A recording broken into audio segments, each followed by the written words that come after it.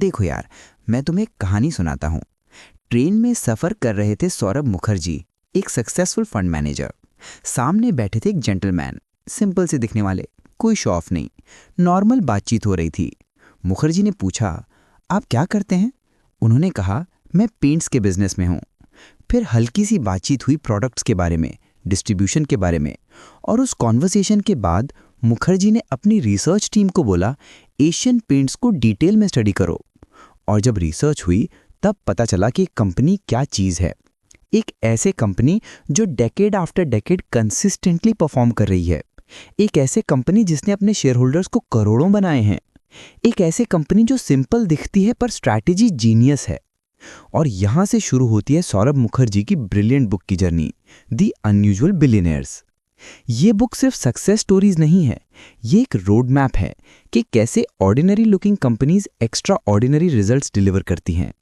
ये एक master class है कि कैसे एंटरप्रेन्योर्स ने अपनी इंडस्ट्रीज को डोमिनेट किया, कैसे उन्होंने कंपटीशन को हराया और कैसे उन्होंने कंसिस्टेंट कंपाउंडिंग अचीव की। तो सुनो केयरफुली, क्योंकि आज जो मैं तुम्हें बताने वाला हूं वो तुम्हारी थिंकिंग चेंज कर सकता है, बिजनेस के बारे में, इन्वेस्टिंग के बारे में और सक्सेस के बारे में। बुक की शुरुआत होती है एक सिंपल क्वेश्चन से, क्या चीज बनाती है कंपनी को ट्रूली आउटस्टैंडिंग? इंडिया में 5000 से ज्यादा लिस्टेड कंपनीज हैं, पर कितनी कंपनीज हैं जो कंसिस्टेंटली डेकेड आफ्टर डेकेड दोनों मैट्रिक्स में विन करती हैं, रेवेन्यू ग्रोथ और प्रॉफिटेबिलिटी? बहुत कम, सिंगल डिजिट में। मुखर्जी ने एक फ्रेमवर्क बनाया। उन्होंने फिल्टर किया कंपनीज को दो क्राइटेरिया पे। पहला, कंपनी की revenue growth minimum 10% per year होनी चाहिए लास्ट 10 ईयर्स में।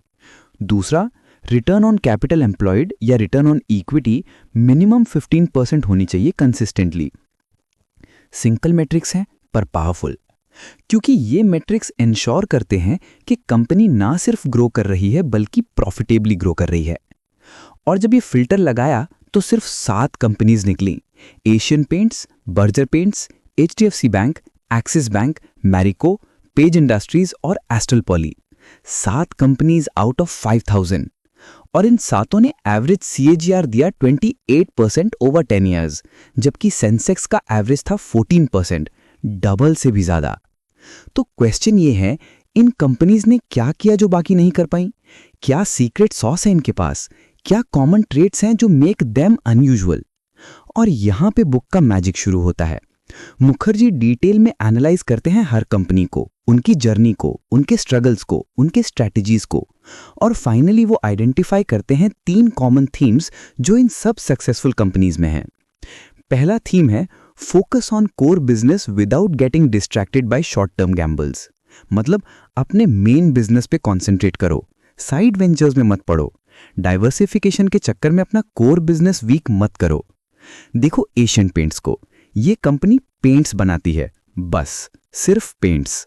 लास्ट 70 इयर्स से कभी उन्होंने सोचा नहीं कि चलो अब रियल एस्टेट में चले जाते हैं या IT बिजनेस शुरू करते हैं। नहीं, उन्होंने फोकस किया, हम सबसे बेस्ट पेंट्स बनाएंगे, सबसे बेस्ट डिस्ट्रीब्यूशन नेटवर्क बनाएंगे, सबसे स्ट्रॉन्ग ब्रांड बनाएंगे।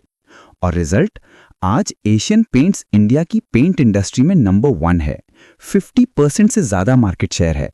Competition whether it's Berger, Nerolac या कोई भी, सब स्ट्रगल कर रही हैं compete करने में। या HDFC बैंक को देखो, बैंकिंग, सिर्फ बैंकिंग।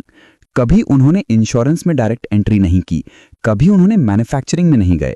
फोकस था बेस्ट बैंक बनना है इंडिया का, बेस्ट कस्टमर सर्विस देनी है, बेस्ट टेक्नोलॉजी अडॉप्ट करनी है। और result, HDFC bank consistently India का सबसे वैल्यूएबल प्राइवेट सेक्टर बैंक है। एसेट क्वालिटी बेस्ट है, NPA लेवल्स लोएस्ट हैं, ROE इंडस्ट्री लीडिंग है। पर कॉन्ट्रास्ट में कितनी कंपनीज हैं जो डाइवर्सिफिकेशन के चक्कर में फंस गई? रिलायंस कम्युनिकेशन थी, टेलीकॉम बिजनेस था, कोर, पर फिर वो रियल एस्टेट में गई, पावर में गई और अल्टीमेटली स्ट्रगल करने लगी। किंगफिशर एयरलाइंस थी विजय माल्या की, पर उन्होंने अपना फोकस खो दिया। बियर बिजनेस छोड़ के एयरलाइन में घुसे और दोनों ही बर्बाद हो गए। लेसन सिंपल है, jack of all trades, master of none. अगर तुम सब कुछ करने की कोशिश करोगे, तुम कुछ भी अच्छे से नहीं कर पाओगे। पर अगर तुम एक चीज पे फोकस करो और उसमें बेस्ट बनो, तुम डोमिनेट कर सकते हो। दूसरा थीम है कॉन्स्टेंटली डीपन द मोट अराउंड योर कोर फ्रेंचाइज। मतलब अपना कंपेटिटिव एडवांटेज इतना स्ट्रांग करो कि कंपटीशन एंटर ही ना कर पाए, या अगर करे भी तो सरवाइव ना कर पाए। मोट क्या है? इमेजिन करो एक मेडिवल कासल, उसके चारों तरफ एक डीप वाइड मोट है, दुश्मन कासल तक पहुंच ही नहीं सकता इजीली। एग्जैक्टली वैसे ही बिजनेस में मोट होता है, वो एडवांटेज जो कंपटीशन को रेप्लिकेट करना मुश्किल हो। एशियन पेंट्स का मोट क्या है? मल्टीपल लेयर्स हैं। पहला, ब्रांड। एशियन पेंट्स एक ट्रस्टेड नेम है। जब तुम अपने घर को पेंट करते हो, तुम एशियन पेंट्स मांगते हो, प्रीमियम पे करने को रेडी हो। दूसरा, डिस्ट्रीब्यूशन नेटवर्क। एशियन पेंट्स के पास 50,000 से ज़्यादा डीलर्स हैं अक्रॉस इंडिया, छोटे से छोटे गांव तक। कंपटीशन इतना वाइड नेटवर्क बनाना चाहेगी तो डेकेड्स लग जाएंगे और बिलियंस ऑफ रुपीस चाहिए। तीसरा, टेक्नोलॉजी और innovation. Asian Paints continuously invest करता है R&D में, नई प्रोडक्ट्स लॉन्च करता है, weather resistant paints, eco friendly paints, textured finishes.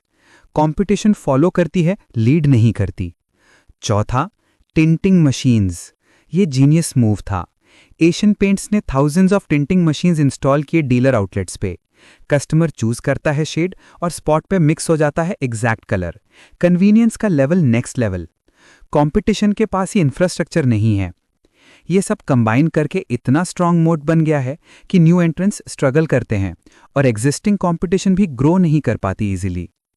या मरीको को देखो, पैराशूट कोकोनट ऑयल। एक सिंपल प्रोडक्ट है, पर मोड कितनी स्ट्रांग है। ब्रांड ट्रस्ट जेनरेशंस से है, डिस्ट्रीब्यूशन हर कोने तक है, manufacturing efficiency best in class है, कॉस्ट लीडरशिप है। तो कंपटीशन कैसे compete करेगी? प्राइस वॉर करेगी तो खुद लॉस में जाएगी, क्वालिटी वॉर करेगी तो मरीको ऑलरेडी स्टैंडर्ड सेट कर चुकी है। या पेज इंडस्ट्रीज को देखो, जॉकी का एक्सक्लूसिव लाइसेंसर इंडिया में। ये अंडरगारमेंट्स बनाते हैं, सिंपल प्रोडक्ट लगती है ना, पर मोट देखो, ब्रांड पोजीशनिंग प्रीमियम है, क्वालिटी कंसिस्टेंसी बेस्ट है, डिस्ट्रीब्यूशन सिलेक्टिव है, सिर्फ अच्छे आउटलेट्स में availability, manufacturing standards world class हैं। और एक यूनिक स्ट्रैटेजी, लेबर फोर्स में 88% विमेन हैं। क्यों? क्योंकि गारमेंट मैन्युफैक्चरिंग में विमेन ज़्यादा स्किल्ड हैं, ज़्यादा रिलायबल हैं। और पेज ने एक और जीनियस मूव किया, यूनियनाइजेशन से बचने के लिए इनोवेटिव पॉलिसीज इंप्लीमेंट की। रिजल्ट, लेबर पीस है, प्रोडक्टिविटी हाई है, क्वालिटी कंसिस्टेंट है। तीसरा थीम है सेंसिबल कैपिटल एलोकेशन। मतलब जो प्रॉफिट जनरेट कर रहे हो उसका इंटेलिजेंट यूज करो, वेस्टफुल स्पेंडिंग मत करो, ईगो प्रोजेक्ट्स मत बनाओ, शेयर होल्डर्स के बेस्ट इंटरेस्ट में डिसीजंस लो।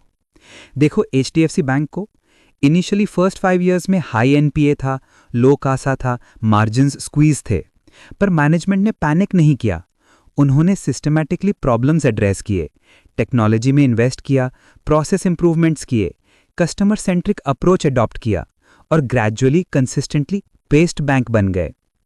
HDFC बैंक पहला बैंक था इंडिया में जो मोबाइल बैंकिंग इंट्रोड्यूस किया, पहला बैंक था जो 10 सेकंड पर्सनल लोन्स ऑफर किया एग्जिस्टिंग कस्टमर्स को, इनोवेशन में इन्वेस्ट किया पर सेंसिबली, रिटर्न्स देख के, ROI कैलकुलेट करके। या एक्सिस बैंक को देखो, 2009 में शिखा शर्मा CEO बनी। उन्होंने बैंक को प्रोडक्ट ओरिएंटेड से कस्टमर ओरिएंटेड बिजनेस में ट्रांसफॉर्म किया, क्रॉस सेलिंग फोकस किया, आधार बेस्ड eKYC पहले इंप्लीमेंट किया, टेक्नोलॉजी अडॉप्शन फास्ट किया, पर हर डिसीजन कैलकुलेटेड था, सेंसिबल था। कॉन्ट्रास्ट में कितनी कंपनीज हैं जो माइंडलेस एक्विजिशंस करती हैं, ओवरप्राइस्ड डील्स करती हैं, अनरिलेटेड बिजनेसेस खरीद लेते हैं और अल्टीमेटली वैल्यू डिस्ट्रॉय करती हैं। टाटा मोटर्स ने जैगवार लैंड रोवर खरीदा, कितना स्ट्रगल करना पड़ा इंटीग्रेट करने में। वोडाफोन ने इंडिया ऑपरेशंस के लिए ओवरपे किया, कितने लॉसेस हुए। बुक्स समरी अड्डा के व्यूअर्स, मैं तुमसे यही कहना चाहूँगा, सब्सक्राइब करो हमारे चैनल को, क्योंकि हम तुम्हारे लिए रेगुलरली पावरफुल बुक से पावरफुल लर्निंग्स लाते हैं जो तुम्हारी थिंकिंग और डिसीजन मेकिंग इंप्रूव कर सकती हैं। अब मैं तुम्हें कुछ स्पेसिफिक कंपनी स्टोरीज डिटेल में बताता हूं, क्योंकि यही स्टोरीज तुम्हें रियल लेसन्स देंगी। पहले बात करते हैं हर्ष मरीवाला की, मरीको के फाउंडर। ये फर्स्ट जनरेशन एंटरप्रेन्योर हैं। फैमिली बिजनेस था एडिबल ऑयल्स का, पर हर्ष का विजन डिफरेंट था। उन्होंने फोकस किया वैल्यू एडेड प्रोडक्ट्स पे, पैराशूट कोकोनट ऑयल, सफोला, हेरन केयर। इंटरेस्टिंग स्टोरी है, हिंदुस्तान यूनिलीवर ने एग्रेसिव बिड लगाया मरीवाला का बिजनेस खरीदने के लिए, पर कुछ सालों में सिचुएशन रिवर्स हो गई। HUL को अपना एक बिजनेस मरीवाला को बेचना पड़ा। क्यों? क्योंकि मरीवाला की स्ट्रैटेजी ज़्यादा फोकस्ड थी, एग्जीक्यूशन बेटर था। मरिको की सक्सेस का एक बिग रीज़न है डिस्ट्रीब्यूशन। इंडिया में सबसे टफ चैलेंज है distribution. Lakhs of small kirana stores हैं स्प्रेड अक्रॉस द कंट्री। कैसे रीच करोगे? मरिको ने ब्रिलियंट डिस्ट्रीब्यूशन सिस्टम बनाया, multiple layers of distributors, consistent delivery, fair margins. Result? Parachute हर घर तक पहुंच गई। और इनोवेशन, मारीवाला ने प्रीमियम कोकोनट ऑयल लॉन्च किया। रेगुलर कोकोनट ऑयल कमोडिटी बनी जा रही थी, पर पैराशूट एडवांस लॉन्च किया। Premium pricing, better packaging, value added claims. Customers pay करने को रेडी थे। या बर्जर पेंट्स की कहानी देखो। कंपनी की हिस्ट्री फैसिनेटिंग है। 1760 में यूरोप में स्टार्ट हुई थी लुइस बर्गर ने। इंडिया में ऑपरेशंस आए, मल्टीपल ओनरशिप चेंजेस हुए। विजय माल्या ने खरीदा, फिर ढींगरा ब्रदर्स को बेच दिया। पर real turn around Dhingra brothers के अंडर आया। उन्होंने फोकस किया ऑपरेशनल एक्सीलेंस पे, मैन्युफैक्चरिंग एफिशिएंसी इंप्रूव की, डिस्ट्रीब्यूशन स्ट्रेंथन किया, ब्रांड पोजीशनिंग क्लियर की, premium but affordable. Asian paints directly compete करना मुश्किल था, तो उन्होंने अपना निश कार्व किया। और रिजल्ट? बर्जर पेंट्स इंडस्ट्री में सॉलिड नंबर 2 प्लेयर है, कंसिस्टेंट प्रॉफिटेबिलिटी है, शेयर होल्डर्स को अच्छा रिटर्न दिया है। या एस्ट्रल पॉली की इनक्रेडिबल स्टोरी देखो। Sandeep engineer, first generation entrepreneur, multiple failures face किए इनिशियली फार्मास्यूटिकल बिजनेसेस में, पर उन्होंने एक अपॉर्चुनिटी देखी। CPVC pipes. Traditional metal pipes में करोजन प्रॉब्लम थी, CPVC ये प्रॉब्लम सॉल्व करती थी। पर शुरुआत में मार्केट स्केप्टिकल थी, बिल्डर्स ट्रस्ट नहीं कर रहे थे, तो संदीप ने लॉस पे भी सेल किया इनिशियली। स्लोली डिमांड बढ़ी, कंस्ट्रक्शन सेक्टर ने अडॉप्ट किया, पर फिर क्राइसिस आया। Mounting debts, earthquake disaster, company bankruptcy के ब्रिंक पे थी, पर संदीप ने गिव अप नहीं किया। ऑपरेशंस रिस्ट्रक्चर किए, फोकस किया प्रॉफिटेबिलिटी पे, ग्रेजुअली बिल्ड किया बिजनेस को वापस से। और आज एस्ट्रल पॉली इंडिया की लीडिंग CPVC पाइप मैन्युफैक्चरर है। स्टॉक ने मल्टी बैगर रिटर्न्स दिए हैं लॉन्ग टर्म इन्वेस्टर्स को। ये स्टोरीज क्यों इंपॉर्टेंट हैं? क्योंकि ये दिखाती हैं कि सक्सेस ओवरनाइट नहीं आती। स्ट्रगल्स होते हैं, फेलियर्स होती हैं, क्राइसिस आते हैं, पर जो एंटरप्रेन्योर्स फोकस रखते हैं, डिसिप्लिन रखते हैं, सेंसिबल डिसीजंस लेते हैं, वो अल्टीमेटली विन करते हैं। अब मैं तुम्हें बताता हूं इन्वेस्टिंग पर्सपेक्टिव से ये सब कैसे यूज करो। मुखर्जी ने एंड में एक चेकलिस्ट दी है इन्वेस्टर्स के लिए। अगर तुम नेक्स्ट ग्रेट कंपनी आइडेंटिफाई करना चाहते हो, ये क्वेश्चंस पूछो। पहला, is the company's business heavily dependent on government regulation? अगर हां, तो रिस्की है। पॉलिसी चेंजेस से बिजनेस इंपैक्ट हो सकता है। बेटर है वो बिजनेसेस जो मार्केट ड्रिवन है, नॉट रेगुलेशन ड्रिवन। दूसरा, how many competitors are present and how intense is competition? अगर इंडस्ट्री में 20 प्लेयर्स हैं और सब प्राइस वॉर कर रहे हैं, अवॉइड करो। बेटर है वो इंडस्ट्रीज जहां फ्यू डोमिनेंट प्लेयर्स हैं विद रैशनल कॉम्पिटिशन। तीसरा, what is the overall industry size and growth potential?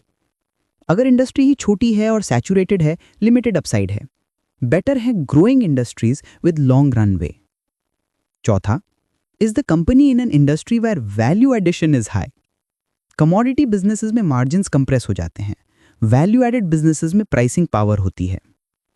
पांचवा, what is the capital intensity? अगर बिजनेस में कॉन्स्टेंटली हैवी कैपेक्स चाहिए, रिटर्न्स प्रेशर में आ सकते हैं।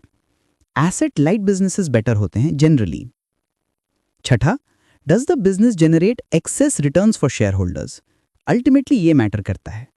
कंपनी प्रॉफिट्स बना रही है पर शेयर होल्डर्स को दे नहीं रही, क्या फायदा? ये चेकलिस्ट यूज करके तुम स्क्रीन कर सकते हो पोटेंशियल विनर्स। पर यहां पे इंपॉर्टेंट पॉइंट, मुखर्जी खुद कॉशन देते हैं। अगर कंपनी इन क्राइटेरिया को सेटिस्फाई करती है, इसका मतलब ये नहीं कि वो नेक्स्ट 10 बैगर है गारंटीड, पर इसका मतलब ये जरूर है कि वो एक क्वालिटी कंपनी है जो लॉन्ग टर्म में अच्छा परफॉर्म कर सकती है। और यहां पे पेशेंस वाली बात वापस आती है। इन अनयूजुअल बिलियनर्स ने ओवरनाइट सक्सेस अचीव नहीं की, डेकेड्स लगे। एशियन पेंट्स को 70 इयर्स लगे टुडेज पोजीशन तक पहुंचने में। एचडीएफसी बैंक को 25 इयर्स, मारिको को 40 इयर्स से ज़्यादा। पर जब तुम कंपाउंड करते हो consistently 20 to 25% per year over decades, magic होता है। 1 लाख रुपीस बन जाता है 1 करोड़, 10 लाख बन जाते हैं 10 करोड़। ये है कंपाउंडिंग का पावर। पर प्री रेक्विजिट है, क्वालिटी कंपनी चाहिए और पेशेंस चाहिए। मैंने खुद देखा है इन्वेस्टर्स को। एक अंकल थे जो छोटे छोटे स्टॉक्स ट्रेड करते थे, daily buy sell, tips follow करते थे, कल ये स्टॉक बढ़ जाएगा, ये मेंटालिटी थी। 10 इयर्स में कितना पोर्टफोलियो ग्रो हुआ? बेयरली। Transaction cost, taxes, wrong calls, सब मिला के रिटर्न्स पैथेटिक थे। दूसरी तरफ मेरे एक सीनियर कॉलीग थे, उन्होंने क्वालिटी स्टॉक्स आइडेंटिफाई किए, HDFC bank, Asian paints, Marico type companies, और बस होल्ड कर लिए। कुछ एक्स्ट्रा स्मार्ट नहीं किया, बस पेशेंस रखी। 15 इयर्स बाद उनका पोर्टफोलियो कितना? मल्टी करोड़ का। रिटायरमेंट कंफर्टेबल है, बच्चों का फ्यूचर सिक्योर है। डिफरेंस क्या था? अप्रोच का, माइंडसेट का। पहले वाले ने ट्रेडिंग की थिंकिंग से इन्वेस्ट किया, दूसरे ने इन्वेस्टिंग की थिंकिंग से इन्वेस्ट किया। और ये बुक एग्जैक्टली यही सिखाती है, think like a business owner, not a stock trader. जब तुम कोई स्टॉक खरीदोगे, सोचो कि तुम उस कंपनी के बिजनेस में पार्टनर बन रहे हो, तो इन्वेस्टिगेट करो जैसे पार्टनर इन्वेस्टिगेट करता। बिजनेस मॉडल क्या है, मैनेजमेंट कैसी है, कॉम्पिटिटिव एडवांटेजेस क्या हैं, ग्रोथ पोटेंशियल क्या है। बुक में एक और इंटरेस्टिंग इंसाइट है, प्रमोटर बिहेवियर। कुछ प्रमोटर्स कंपनी को अपनी पर्सनल प्रॉपर्टी समझते हैं, खुद के लिए बेनिफिट्स निकाल लेते हैं, रिलेटेड पार्टी ट्रांजैक्शंस करते हैं, माइनॉरिटी शेयर होल्डर्स को इग्नोर करते हैं। पर इन अनयूजुअल कंपनीज में प्रमोटर्स ने प्रोफेशनल मैनेजमेंट को एम्पावर किया, डिसीजन मेकिंग डिसेंट्रलाइज की, मेरिटोक्रेसी प्रमोट की। एशियन पेंट्स में फाउंडिंग फैमिलीज ने प्रोफेशनल सीईओज को रन करने दिया। एचडीएफसी बैंक में आदित्य पुरी डेकेड्स तक सीईओ रहे, प्योर प्रोफेशनल। एक्सिस बैंक में भी प्रोफेशनल मैनेजमेंट स्ट्रांग हुई। ये इंडिकेशन है गुड कॉर्पोरेट गवर्नेंस का, और good corporate governance ultimately share holder value create करता है। अब प्रैक्टिकल क्वेश्चन, तुम क्या कर सकते हो? तुम इंजीनियर हो, डॉक्टर हो, टीचर हो, फुल टाइम इन्वेस्टर नहीं हो, तो कैसे इंप्लीमेंट करोगे ये सब? सिंपल स्टेप्स हैं। पहला, एजुकेट योरसेल्फ, बुक्स पढ़ो, कंपनी एनुअल रिपोर्ट्स पढ़ो, लर्न करो फाइनेंशियल स्टेटमेंट्स कैसे एनालाइज करते हैं, टाइम इन्वेस्ट करो लर्निंग में। दूसरा, यूज स्क्रीनर्स, वेबसाइट्स हैं जहां तुम फिल्टर लगा सकते हो revenue growth, ROCE, debt levels, promoter holding. Shortlist बनाओ क्वालिटी कंपनीज की। तीसरा, डीप डाइव करो सिलेक्टेड फ्यू कंपनीज में, उनका बिजनेस मॉडल समझो, कंपटीशन एनालिसिस करो, मैनेजमेंट क्वालिटी चेक करो, फ्यूचर प्रॉस्पेक्ट्स इवैल्यूएट करो। चौथा, इन्वेस्ट सिस्टमैटिकली, एसआईपी करो क्वालिटी स्टॉक्स में। मार्केट टाइमिंग की कोशिश मत करो, रेगुलर इन्वेस्ट करते रहो। पांचवा, होल्ड पेशेंटली, रिव्यू करो एनुअली कि फंडामेंटल्स इंटैक्ट है या नहीं, पर फ्रीक्वेंट चेंजेस मत करो, लेट कंपाउंडिंग वर्क। और सबसे इंपॉर्टेंट, अवॉइड करो कॉमन मिस्टेक्स। फॉर्मो से बचो, फियर ऑफ मिसिंग आउट। सबने खरीद लिया मैं भी खरीद लेता हूं, यह मेंटालिटी डेंजरस है। हर्ड मेंटालिटी से बचो, टिप्स से बचो। श्योर शॉट मल्टीबैगर जैसी टर्म सुनते ही सस्पिशियस हो जाओ। अगर इतना श्योर शॉट होता तो वो खुद खरीद लेते, तुम्हें क्यों बताते। पेनी स्टॉक से बचो, 1 रुपए का स्टॉक है 10 रुपए हो जाएगा। ये गैम्बलिंग है, इन्वेस्टिंग नहीं। क्वालिटी पे फोकस करो, प्राइस पे नहीं। और लेवरेज से बचो, मार्जिन ट्रेडिंग, फ्यूचर्स ऑप्शंस, ये सब एडवांस टूल्स हैं जो ज्यादातर लोग गलत यूज करते हैं। कैश में इन्वेस्ट करो अपना, बोरोड मनी से कभी इन्वेस्ट मत करो। देखो, बुक के एंड में एक पावरफुल मैसेज है। These companies on average delivered 28% CAGR over 10 years compared to Sensex 14%. पर तुम्हें सब कंपनीज आइडेंटिफाई करने की जरूरत नहीं है, तुम्हें सिर्फ 5 to 10 क्वालिटी कंपनीज आइडेंटिफाई करनी है बस, और लॉन्ग टर्म होल्ड करनी है। अगर तुम 3 क्वालिटी स्टॉक्स आइडेंटिफाई कर लो और उन्हें 15-20 ईयर्स होल्ड करो, तुम्हारे फाइनेंशियल लाइफ ट्रांसफॉर्म हो जाएगी। ये गारंटी नहीं है, पर प्रोबेबिलिटी बहुत हाई है। और यही है बुक की एसेंस। अनयूजुअल बिलियनियर्स ने अनयूजुअल नहीं किया, उन्होंने बेसिक्स फॉलो किए, कोर बिजनेस पे फोकस रखा, मोट स्ट्रेंथन किया, कैपिटल सेंसिबली एलोकेट किया, बस। पर उन्होंने कंसिस्टेंटली किया, decade after decade, without getting distracted, without taking shortcuts. और सेम अप्रोच तुम भी अडॉप्ट कर सकते हो, बिजनेस में हो या जॉब में.